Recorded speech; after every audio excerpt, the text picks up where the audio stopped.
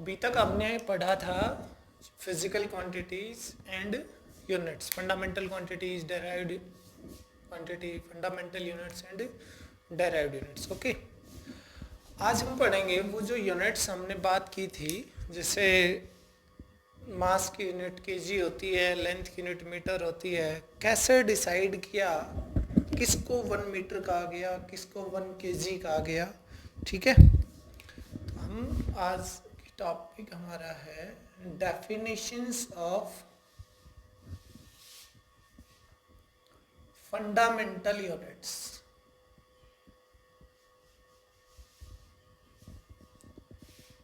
Fundamental units, ठीक है।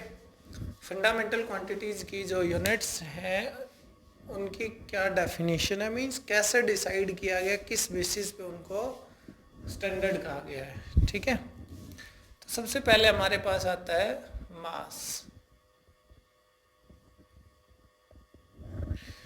मास एक प्रोटोटाइप, एक सिलेंडर कह सकते हैं। ठीक है, एक सिलेंड्रिकल ब्लॉक है, किसका, प्लेटिनम और इरिडियम का बना हुआ। ठीक है, उसको ही क्या कहा गया, उसका जो मास होगा उसको क्या माना गया है, 1 केजी माना गया। और वो कहाँ रखा हुआ है, वो है bureau of weights and measurements means. मीन्स जहाँ पे इन सब का मेजरमेंट्स का जो कंट्रोल ऑफिस है वहाँ पे ये रखा हुआ है। ठीक है, मीन्स मास की जो यूनिट एक्चुअली हम कहेंगे 1 केजी, 1 किलोग्राम की बात कर रहे हैं कि 1 किलोग्राम किसको कहा गया। ठीक है, ए cylindrical block of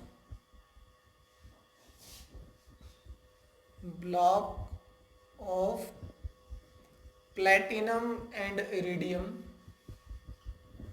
platinum and iridium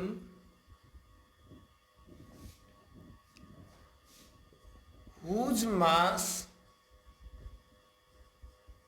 is considered as 1 kilogram. एक छोटा सा ये मान लीजिए कि ये डिसाइड करने लगे कि 1 किलोग्राम किसको कहें। भाई यूनिट तो ठीक है मास की किलोग्राम, बट 1 किलोग्राम किसको कहें। तो लेट अस सपोज मैंने कहा कि इसको हम क्या मान लेते हैं, 1 किलोग्राम, और फिर सभी इसी को क्या मान लें, 1 किलोग्राम, और इसको ही सेफ रख दिया जाए। जो कंट्रोल ऑफिस है मेजरमेंट्स का, वहाँ पे इसको सेफ रख दिया जाए। ये मान लिया जाए कि ये जो है ना, ये 1 केजी है। ओके, इसका मतलब ये हुआ कि सभी ने क्या मान लिया कि यही क्या हमारे पास 1 केजी है। ठीक है, तो जो मास की यूनिट हमारे पास आती है किलोग्राम, वो किससे डिसाइड की हुई है, इस सिलेंड्रिकल ब्लॉक का जो मास होगा प्लेटिनम और इरिडियम से बना हुआ, उसको क्या कहा गया, 1 केजी कहा गया। ठीक है, और इसका जो इन्वेंशन है वो है 1889 का, ये कह सकते हैं ईयर इसका वो है 1889। 1889 में इसको डिफाइन किया गया। ठीक है, दूसरा हमारे पास आता है लेंथ। समझ गए, सीधा सीधा है कि एक ब्लॉक कंसीडर किया कि ये इससे बना हुआ एक ब्लॉक है, सिलेंड्रिकल ब्लॉक है, इसका जितना मास है उसी को हम क्या कहेंगे, 1 केजी कहेंगे। और मास कभी चेंज नहीं होता, रेस्ट मास चेंज नहीं होता, चाहे उसको हम यहाँ देखें, मास होता है quantity of matter contain in the body, चाहे मास यहाँ पे हो वो तब भी उतना ही होगा, और अगर किसी दूसरे प्लेनेट पे चले जाएं तब भी वो उतना ही होगा। ठीक है, दूसरा हमारे पास है 1 मीटर। लेंथ की यूनिट है मीटर। ठीक है, 1 मीटर किसको कहा गया, 1 मीटर बोला गया, देखिए 1 metre is the distance, or we can say that displacement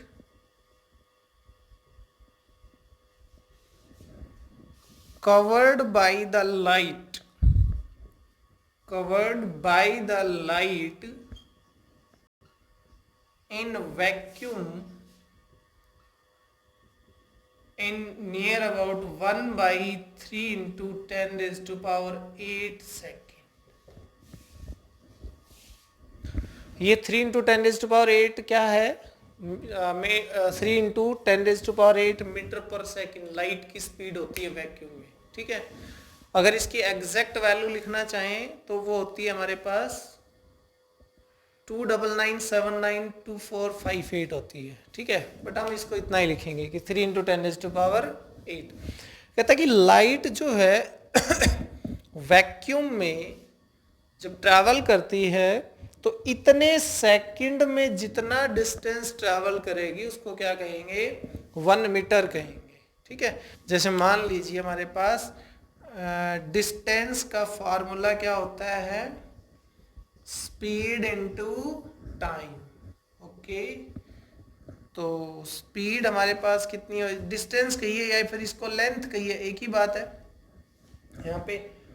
और स्पीड कितनी है लाइट की, 3 into 10 raise to power 8 meter पर सेकेंड। और टाइम कितना, 3 into 10 raise to power 8 second. तो दोनों कैंसिल आउट, क्या बचा, 1 मीटर बचा, सेकेंड से सेकेंड कैंसिल आउट। और आप कहीं भी जाइए लाइट वैक्यूम में इसी स्पीड से चलती है, 3 into 10 raise to power 8 meter पर सेकेंड से। क्लियर बात। तो इसका मतलब ये हुआ कि 1 मीटर किसको कहा गया, और ये स्टैंडर्ड हो गया ऑल ओवर द यूनिवर्स की लाइट जो 1 सेकेंड में 1/3 इंटू 10 टू पावर 8 सेकेंड में जितना डिस्टेंस ट्रेवल करेगी उसको हम क्या कहेंगे, 1 मीटर। अब वो यहाँ चेक करिए आप वैक्यूम में, चाहे किसी दूसरे प्लेनेट पे करिए, वो सेम रहेगा, चेंज नहीं हो सकता। उसी को क्या माना गया, 1 मीटर माना गया, ओके। उसके बाद देखिए मास, लेंथ, और उसके बाद आता है टाइम। टाइम की यूनिट क्या थी, 1 सेकेंड। टाइम की यूनिट सेकेंड थी ना, तो हम 1 सेकेंड को कैसे डिफाइन, और इसका जो ईयर है मीटर का वो लिखिएगा जो है 1983, ठीक है। मीटर का जो फाउंडिंग इन्वेंशन ईयर है वो है 1983 में, ठीक है।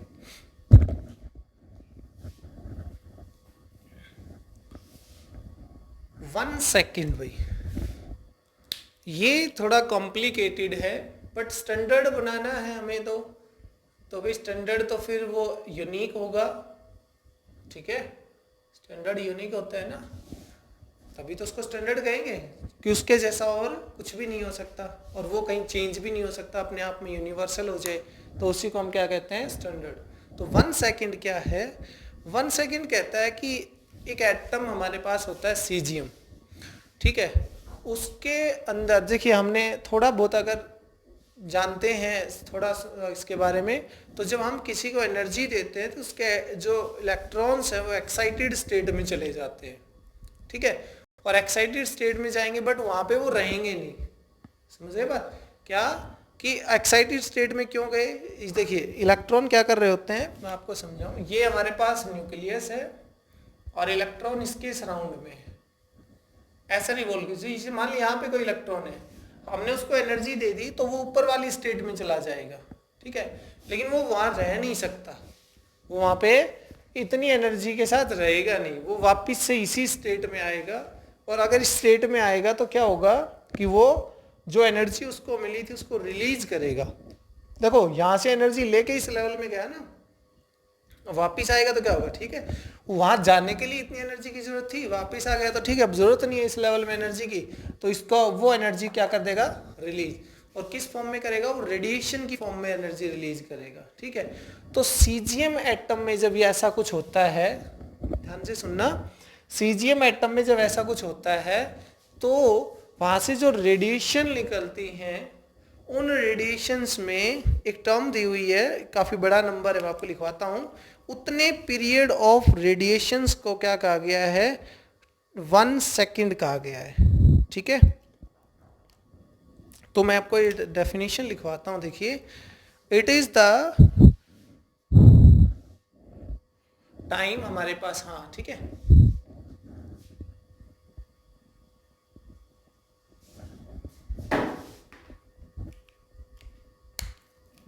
लिखिए, it is the duration of, देखिए इलेक्ट्रोमैग्नेटिक वेव जब ये वापिस आएगा ना यहाँ पे, तो ये कौन सी वेव निकलेंगी, ईएम वेव निकलेंगी। वेव में क्या होता है, उसके ऑसिलेशंस होते हैं, ठीक है। अभी 9th क्लास के लास्ट में जब हम साउंड वेव पढ़ेंगे तो आपको पता चलेगा, ठीक है। और 11th वाले स्टूडेंट्स तो थोड़ा वेव के बारे में जानते हैं। तो जो वेव होती है हमारे पास इलेक्ट्रोमैग्नेटिक वेव, उसमें ऑसिलेशंस होते हैं। तो वो ऑसिलेशंस, कितने ऑसिलेशंस हैं और कितना टाइम लगता है, ये सब उसके टाइम पीरियड वगैरह, फ्रीक्वेंसी वगैरह होती हैं। तो कहता है कि it is the duration of 9192631770. It is the duration of 9192631770 period of radiations.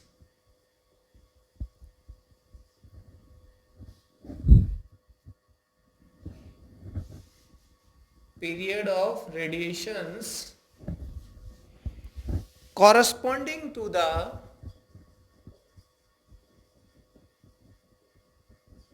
देखते हैं सही लिखा क्या हमने,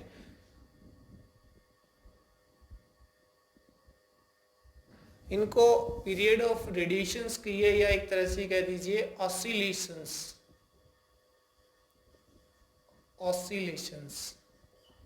ठीक है। जो वेव्स हैं या ऑसिलेशन, आपको कम समझ में आएगा थोड़ा सा, बट आप लिख लीजिए। हम इसको, ये थोड़ा अजीब सा डेफिनेशन है इसकी, बट ये ऐसी ही है, स्टैंडर्ड बनाने के लिए इसको ऐसे ही डिफाइन किया गया है, ठीक है। Corresponding to the transition between two hyperfine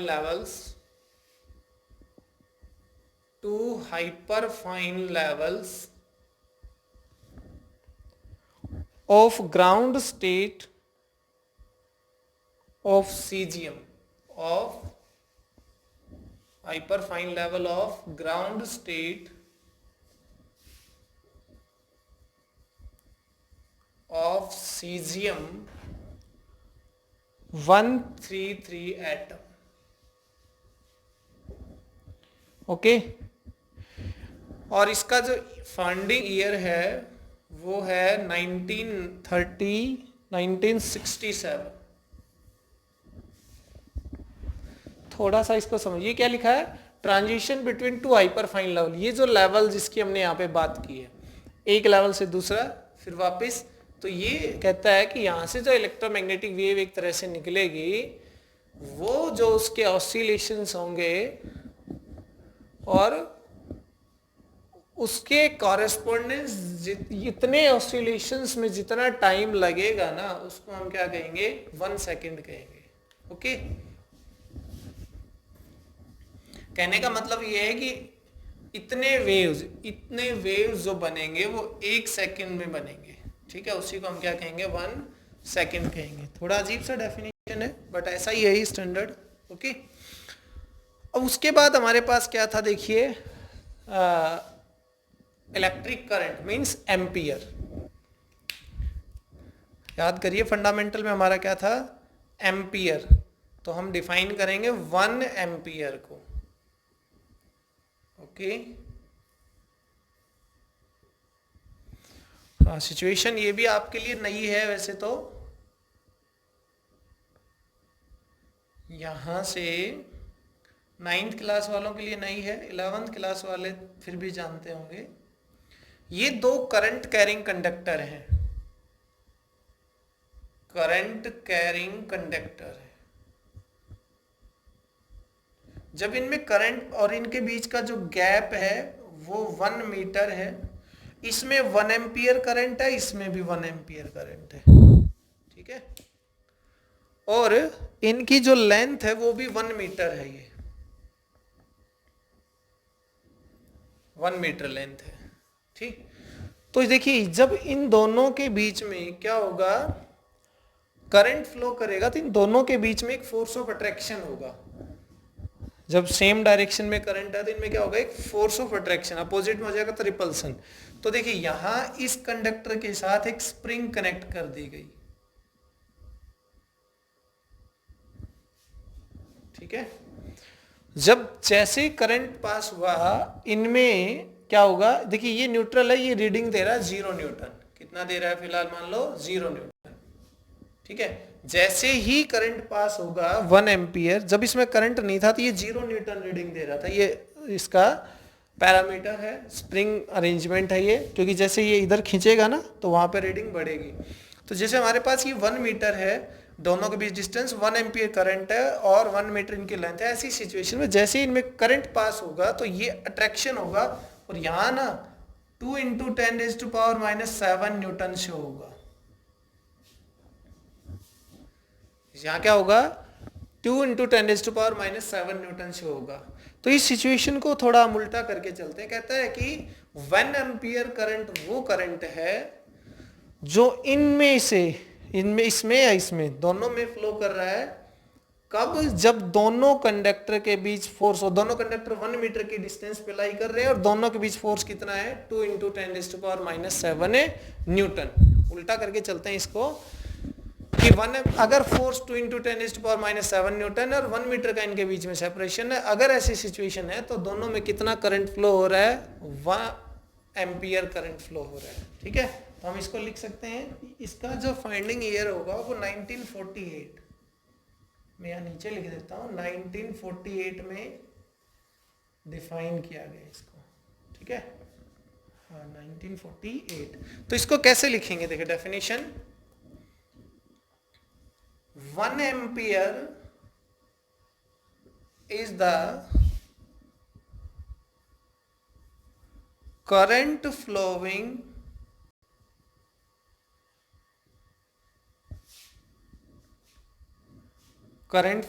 in either conductor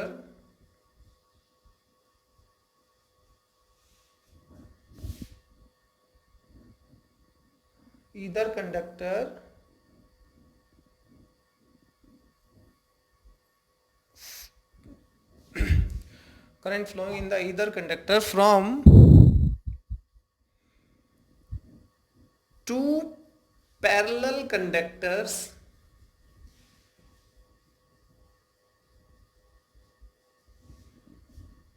of length 1 meter,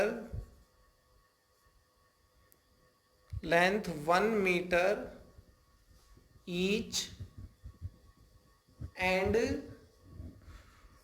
1 meter separation between them, 1 meter separation between them when force between them is 2 into 10⁻⁻7 Newton. ठीक है। आप इसको क्रैम करने की बजाय थोड़ा समझने की कोशिश करिए। ये कहता है कि ये सिचुएशन है कि दो पैरेलल करंट कैरिंग कंडक्टर हैं। ठीक है, और हमें पता चला कि इसमें कोई करंट फ्लो कर रहा है, इसमें भी उतना ही है, इसमें भी उतना है, दोनों में सेम करंट फ्लो कर रहा है। हमने दोनों का सेपरेशन 1 मीटर रख दिया। ठीक है, 1 मीटर सेपरेशन पे अगर यहाँ पे फोर्स 2 इंटू 10⁻⁻7 न्यूटन शो होता है तो हम कहेंगे यहाँ कितना करंट फ्लो कर रहा है, 1 एम्पियर करंट फ्लो कर रहा है। और ये भी स्टैंडर्ड है। इस तरह के एक्सपेरिमेंट को कहीं भी अगर हम रिपीट करेंगे तो हमें यही डाटा मिलेगा कि दोनों के बीच फोर्स कितना होगा, 2 इंटू 10⁻⁻7 न्यूटन, अगर करंट दोनों में कितना है, 1 एम्पियर करंट है। ओके, तो ये हमारे पास क्या हो गया, इलेक्ट्रिक करंट। उसके बाद इसमें टेम्परेचर का आता है, लुमिनस इंटेंसिटी है, या फिर हमारे पास क्या है, अमाउंट ऑफ सब्सटेंस है। तो नेक्स्ट वाला हम इसमें टेम्परेचर देख लेते हैं, मींस 1 केल्विन की बात कर लेते हैं। 1 केल्विन क्या है,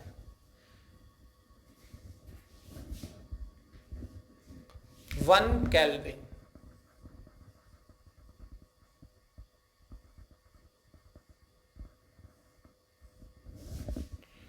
वन केल्विन किसको कहा गया है भाई, 1 Kelvin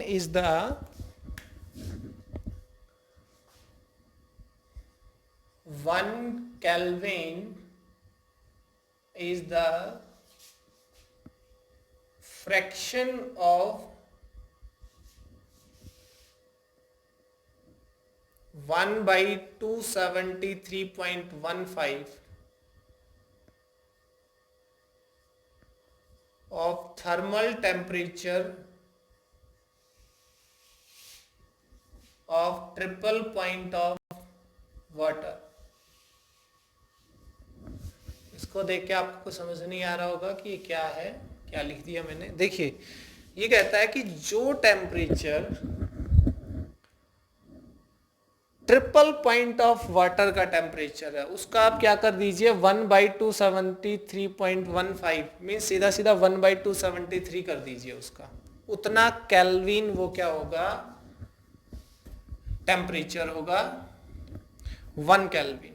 ठीक है, सोच रहे होंगे ये ट्रिपल पॉइंट क्या है। देखिए ट्रिपल पॉइंट जो होता है ना कि वाटर का, वो एक ऐसा टेम्परेचर है, ट्रिपल पॉइंट टेम्परेचर अगर हम लिखना चाहें तो देखिए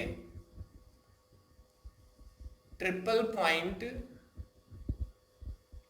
टेम्परेचर, ट्रिपल पॉइंट टेम्परेचर क्या है कि the temperature of the water at which it lies in all the 3 states। Temperature of the, देखिए ये ट्रिपल पॉइंट टेम्परेचर क्या है, temperature at which the water lies in all the 3 states. ऐसा temperature जिसके ऊपर वाटर तीनों state में लाई करता है। तीनों स्टेट मतलब सॉलिड भी हो, लिक्विड भी हो और गैस भी हो, और वो होता है 0 डिग्री सेल्सियस और we can say that 273.15 kelvin. 0 degree Celsius पे आपको लिक्विड फॉर्म भी मिल जाएगी वाटर की, आपको आइस फॉर्म भी मिल जाएगी सॉलिड, और आपको वहां से गैसियस फॉर्म भी मिल जाएगी। वो इवोपरेशन भी होता है वहाँ 0 डिग्री सेल्सियस पे। तो ये 0 degree Celsius temperature means 273 1 point. अगर अब मैं 1 केल्विन की डेफिनेशन के अकॉर्डिंग जाऊं तो 1/273.15 किसका, temperature of triple point of water, triple point of water, यही हमारी डेफिनेशन। आप ऊपर वाली को पढ़ने के बजाय आप इस पे ध्यान, 1 केल्विन क्या है, 1/273 of temperature of triple point of water. ठीक है, तो 1 केल्विन क्या हो जाएगा हमारे पास 273.15 इंटू ये जो ट्रिपल पॉइंट है ये भी तो कितना है 273.15 केल्विन ही तो है। तो 1 kelvin is equal to 1 kelvin. कुछ बात समझ में आई? तो जो ट्रिपल पॉइंट ऑफ वाटर है उसका जो टेम्परेचर है उसका क्या कर दीजिए 1/273.15 का है, उसको हम क्या कहेंगे 1 केल्विन कहेंगे। ओके, नेक्स्ट है हमारे पास 1 मोल। ठीक है, मीन्स अमाउंट ऑफ सब्सटेंस, जो क्वांटिटी हमारे पास थी उसकी यूनिट क्या थी 1 मोल। ठीक है, तो 1 मोल क्या है, 1 mole is the mass of substance that contains 6.022 into 10⁻23 particles of the substance। इसको समझिए, जैसे मैंने 2 एग्जाम्पल लिखे हुए नीचे, ये कहता है कि हमने एक एग्जाम्पल ले लिया NaCl, अप्रॉक्सीमेटली इसका हमारे पास मास 58 ग्राम बनता है, 35 क्लोरीन का और 23 सोडियम का। ठीक है, तो जो 58 ग्राम है, देखिए ये 58 सिंपली अगर हम लेते हैं तो NaCl क्या 58 AMU। ठीक है, मीन्स एटॉमिक मास है ना, ऐसी छोटी यूनिट जो मास की हम लेते हैं उसमें। लेकिन मैं कहता हूं अगर ये 58 ग्राम लूं, मैं क्या लूं 58 ग्राम, तो इसमें जितने नंबर ऑफ एंटिटीज होंगी या जितने नंबर ऑफ मॉलिक्यूल्स होंगे वो कितने होते हैं 6.022 इंटू 10⁻23। कहने का मतलब ये है कि ये 1 मोल हुआ जिसमें 6.022 इंटू 10⁻23 एंटिटीज होंगी किसी भी सब्सटेंस की, वो मॉलिक्यूलर फॉर्म हो सकती है, एटॉमिक फॉर्म हो सकती है। ठीक है, उसका जो मास हमारे एक तरह से जो मोल है वो किसके कॉरेस्पॉन्डेंस है, मास के कॉरेस्पॉन्डेंस है, ठीक है। किसका मास, ये 1 मोल एक तरह से मास है, देखिए मैंने लिखा 1 मोल इज द मास किसका, उस सब्सटेंस का जिसके पास की 6.022 इंटू 10⁻23 पार्टिकल्स हैं उस सब्सटेंस के। जैसे और एक अच्छा एग्जांपल, मान लीजिए हम बाजार में जाते हैं, दुकान वाले को बोलते हैं कि 2 kg पोटैटो दे दीजिए, 1 kg टोमेटो दे दीजिए और 1 डजन बनानास दे दीजिए, ठीक है, ऐसे बोलते हैं हम। क्या हम बोलते हैं उसको जाके कि 1 मोल पोटैटो दे दीजिए या 1 मोल बनानास दे दीजिए, क्योंकि ये जो यूनिट है ना हमारे पास, ये क्या नहीं है, हमारी प्रैक्टिकल बिहेवियर यूनिट नहीं है, ठीक है। ये केमिस्ट्री का कंसेप्ट है, वैसे मॉल कंसेप्ट में अच्छे से समझाया जाएगा ये केमिस्ट्री में, हम तो बस इसका इंट्रोडक्शन एक तरह से देख रहे हैं कि 1 मोल होता क्या। तो हम वहां जाके 1 मोल नहीं बोलते हैं, लेकिन 1 मोल अगर देखा जाए तो 1 मोल है क्या, 1 मोल कहता है कि जो भी कुछ हम ले रहे हैं, ठीक है, उसके जो पार्टिकल्स हैं उसके अंदर, जैसे मान लो हमने बनाना ले लिए, तो बनानाज अगर इतने बनानाज हो, कितने 6.022 इंटू 10⁻23 और उनका जो मास होगा वो किसके बराबर है, 1 मोल के बराबर है, समझे।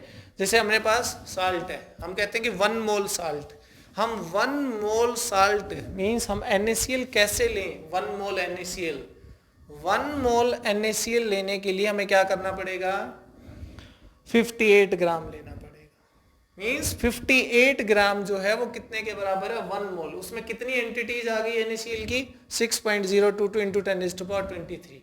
तो हम ये समझेंगे कि 1 मोल किसी भी सब्सटेंस का मास है। अब कहते हैं कि सब्सटेंस का मास तो ठीक है, लेकिन उस सब्सटेंस में कितनी एंटिटीज होंगी, कहता है कि उस सब्सटेंस के इतने पार्टिकल्स ले लीजिए। बात क्लियर हो रही है। 1 मोल क्या है, मास है किसका, किसी भी सब्सटेंस का, लेकिन किसी का भी कैसे, कहता है कि उस सब्सटेंस के इतने पार्टिकल्स ले लीजिए, उन पार्टिकल्स का जो मास होगा वही क्या है हमारे पास, 1 मोल है। ऐसे जैसे कार्बन का है, कार्बन 12 एलोट्रोपिक हो, कार्बन 12 ले लिया तो उसका मास कितना है, 12 ग्राम, और वो 12 ग्राम कितने के बराबर है, 1 मोल के बराबर। इसका अगर देखो 12 ग्राम अगर 1 मोल के बराबर है तो इसका मतलब ये हुआ कि 12 ग्राम में कितने नंबर ऑफ एटम्स होंगे कार्बन के, 6.022 इंटू 10⁻23। या उल्टा कर लीजिए कि अगर 6.022 इंटू 10⁻23 कार्बन 12 है हमारे पास, इतने एटम्स हैं, तो उसका मास कितना होगा, 12 ग्राम होगा, ठीक है। तो 1 mole corresponds to the mass that contains 6.022 into 10⁻23 number of entities, or we can say that number of particles of that substance. Okay. Next है हमारे पास लुमिनस इंटेंसिटी, ठीक है, जिसकी यूनिट क्या होती थी, कंडेला। तो 1 कंडेला क्या है, देखिए एक्चुअली हमने पिछली क्लास में बात की थी, कंडेला मींस लुमिनस इंटेंसिटी का मतलब होता है चमक, एक तरह से इंटेंसिटी मतलब चमक, जैसे कंडेला रिलेटेड टू कैंडल। अब एक कैंडल जो हमारे पास जलेगी उससे कितनी चमक निकलेगी, उसी को हम क्या कह रहे हैं, लुमिनस इंटेंसिटी। बट डिफाइन कैसे करना है इस चीज को, कहते हैं कि 1 candela is the luminous intensity in A given direction of source. मान लीजिए हमारे पास ये कोई सोर्स है जहां से लाइट एमिट हो रही है, ठीक है, और यहां से जो लाइट निकल रही है एमिट्स मोनोक्रोमेटिक रेडिएशन। मोनोक्रोमेटिक मतलब सिंगल कलर, जैसे कि मान लो सोडियम लैंप जो येलो कलर हमारे पास एमिट करेगा, तो मोनोक्रोमेटिक रेडिएशन में सिंगल कलर की लाइट ही वहीं से निकलनी चाहिए। व्हाइट लाइट अगर होगी तो वो सिंगल कलर नहीं है, उसमें 7 कलर्स आ जाते हैं। तो अलग अलग कोई भी कलर की हमारे पास अगर सोर्स ऑफ लाइट है तो emits monochromatic radiation of frequency. कहता है कि एक पर्टिकुलर डायरेक्शन में अगर वो मोनोक्रोमेटिक रेडिएशन एमिट करता है कोई सोर्स और उसकी फ्रीक्वेंसी क्या है 540 × 10⁻12 हर्ट्ज है and has a radiant intensity in that same direction of 1/63 वाट पर स्टेरेडियन। स्टेरेडियन याद करिए, मैंने दो सप्लीमेंट्री क्वांटिटी बताई थी आपको, जिसमें एक था एंगल और एक था प्लेन एंगल और एक था सॉलिड एंगल। प्लेन एंगल की यूनिट रेडियन थी और सॉलिड एंगल की यूनिट स्टेरेडियन थी। तो ये उसी सॉलिड एंगल की बात करें। कैसे, देखिए यहां से मान लो एक पर्टिकुलर ये ले लिया हमने, ठीक है, तो ये ऐसे हमारे पास, तो ध्यान आया कुछ, मैंने कौन से कुछ जिक्र किया होगा उसमें। तो यहां जो एंगल बन रहा है हमारे पास ये वाला, ये क्या है, सॉलिड एंगल है, सॉलिड एंगल, जिसकी यूनिट क्या होती है, स्टेरेडियन की यूनिट होती है सॉलिड एंगल की। तो ये कहता है कि इतने मोनोक्रोमेटिक रेडिएशन ऑफ इतनी फ्रीक्वेंसी की तो वो लाइट हो, और अगर वो सोर्स से निकल रही है लाइट, तो देखिए ऐसे हर डायरेक्शन में जाएगी ना, ऐसे सोर्स है तो यहाँ भी जाएगी, इधर भी जाएगी, इधर भी जाएगी, और जितना दूर जाएगी ऐसे वो स्प्रेड होती जाएगी।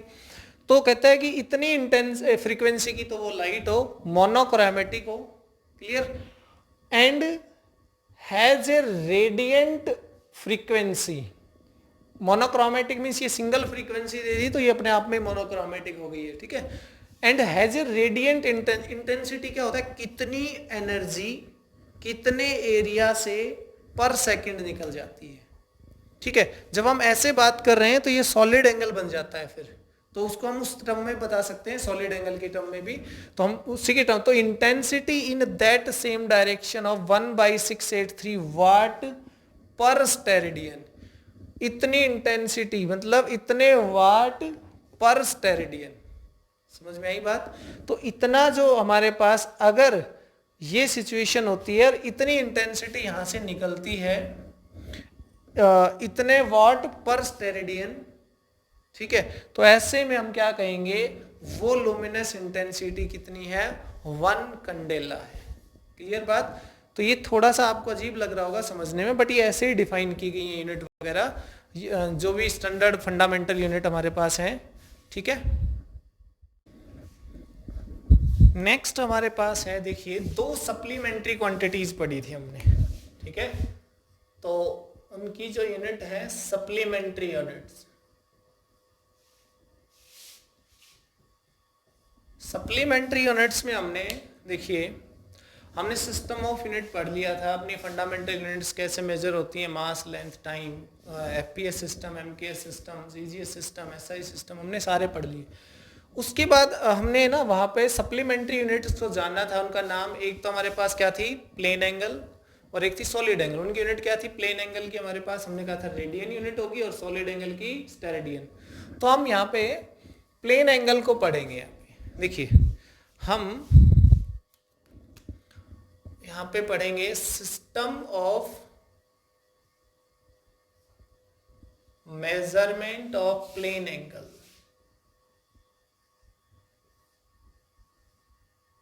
और simply we can say that angle, ठीक है। तो हमने एक चीज और भी देखी है कि जैसे एंगल जो हमारे पास होता है उसकी कोई यूनिट नहीं होती। अगर वैसे देखा जाए तो एंगल क्या होता है, आर्क बाई रेडियस, आर्क भी लेंथ होती है और रेडियस भी लेंथ होती है, लेकिन वैसे उसके लिए अलग सिस्टम बनाया गया और उसकी यूनिट होती है रेडियन। तो उसमें हमारे पास सबसे पहला सिस्टम आता है, वो आता है सेंटेसिमल सिस्टम।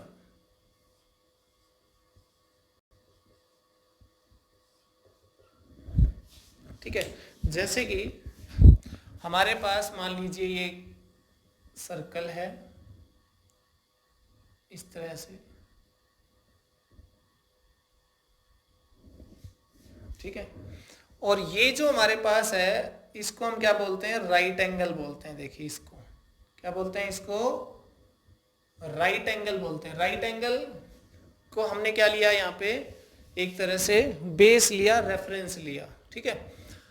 राइट एंगल क्या है, ये दो परपेंडिकुलर लाइन जो होती हैं उनको हम क्या बोलते हैं, राइट एंगल पे, ठीक है। तो सेंटासिमल सिस्टम कहता है कि उसने एंगल को किस में मेजर किया, उसने ग्रेड में मेजर किया। भाई ये कहा गया कि एंगल को मेजर करना है, ठीक है, एंगल को मेजर करना है तो फिर उसके लिए अलग अलग मेजरमेंट के तरीके निकाले जाएं। तो सबसे पहले एक सिस्टम बनाया गया सेंटासिमल सिस्टम, कह सकते हैं कि सेंटासिमल किसी का नाम है, ठीक है। वो कहता है कि मैं एंगल को मेजर कर, मैं राइट एंगल को मेजर करके बताऊंगा कि राइट एंगल में मेरे वाला सिस्टम क्या कहता है। जैसे हम कह देते हैं कोई डिस्टेंस मेजर करनी, भाई इसको मेजर करो, मैं चला गया, मैंने कहा इतने मीटर है, आप आए आपने कहा इतने सेंटीमीटर है, हम दोनों ही सही हैं। इसका मतलब क्या हुआ कि मैं अपने अलग सिस्टम में मेजर कर रहा हूँ और आप अपने अलग सिस्टम में मेजर कर रहे हैं। तो ऐसे ही राइट एंगल को मेजर करना है, ये हमारा क्या है, रेफरेंस एक तरह से, कि ये वाला सिस्टम क्या कहता है। ये कहता है कि angle is measured in the system, in this system angle is measured in grade. Angle किस में मेजर होगा, ग्रेड में मेजर होगा, ठीक है। और ये अपना जो स्केल लेके आया उससे इसने ग्रेड में मेजर किया, तो इसने यहां से लगाना स्टार्ट किया इसे। इसने कहा कि मेरे जैसे कि हमारा इसमें मेरा 1 मीटर आ गया, मान लो मैं अपने स्केल से मेजर कर रहा हूं, मेरा 1 मीटर आ गया, लेकिन सेंटीमीटर वाले का कितना आएगा, 100 सेंटीमीटर आएगा। तो उसने ग्रेड जब ऐसे अपना स्केल लगाया तो उसका जो ग्रेड आता है, एंड 1 राइट एंगल 100 ग्रेड के बराबर आया। उसने कहा कि जो मेरा स्केल है वो तो कहता है कि एक राइट एंगल में कितने ग्रेड होंगे, 100 ग्रेड होंगे, ओके। और उसने फिर छोटी यूनिट भी बनाई कि 1 ग्रेड इक्वल टू हो जाएगा 100 मिनट। ये जो 1 ऊपर एक डैश लगाएंगे इसका मतलब होगा मिनट, और 1 मिनट हो जाएगा 100 second according to this system.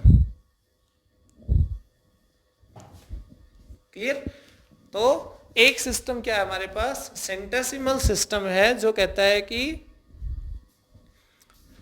Right angle है वो 1 राइट एंगल किसके बराबर होगा, 100 ग्रेड के बराबर, ठीक है। दूसरा सिस्टम आता है, दूसरा सिस्टम है सेक्साजेसिमल सिस्टम, ठीक है। दूसरा सिस्टम सेक्साजेसिमल सिस्टम, वो क्या कहता है,